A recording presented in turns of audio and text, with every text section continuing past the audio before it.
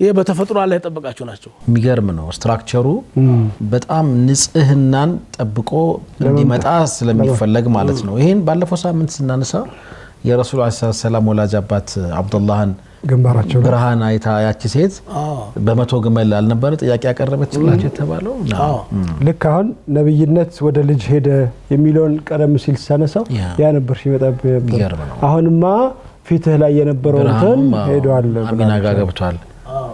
እናዋለን ብለን ነበር ባሁን አሚናና ኸዲጃ ኒካው መቻይ ገና አሚናና ኸዲጃ ወደ ኒካው ልንመጣ እኮ ነው ገና ሁለት ሰው አሚናና አብዱላህ ሲጋቡ ምን አይነት ኒካ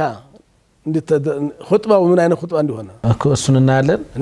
እንደው እዚህ ጋር ትንሽ የሴሪሞኒ ቢኖር ደስ ይለኛል አንድ ሼክ እንደዛ ሲናገሩ ሰምቻለሁ እዚሁ እኛ ጋር እንግዳ የነበሩ ናቸው የቅሰስ አልአንቢያ የነቢያት ታሪክን ሚንበር ቲቪ ላይ የሚያቀርቡት ሼክ ሰይድ ይባላሉ በልጅነታችን ሲራ ስንቀራ የረሱል ሰለላሁ ዐለይሂ ወሰለም ጋብቻ ላይ ተደግሶ ነበር ምን ማራው ምን ሰማይሉ ነበርና ሁሴን እንደው እቺን ነገር ጉድ ይላልው ችግር ገና ዛሬ አይደለም ማለት ሰልኩ በቀቀርቷል ኮስታዝ መርሐባ እና ነብይ የሚወለድ ከሆነ አባቱ ይጠብቀዋል ይገርማል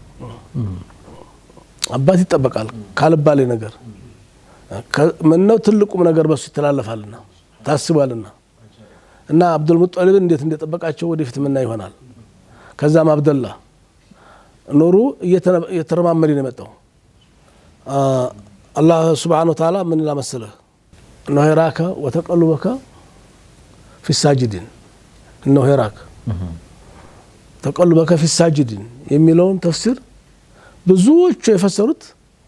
ካንድ ጀርባ ወደ ከጧሃራ ጀርባ ወደ ጧሃራ ጀርባ ከጧሃራ ጀርባ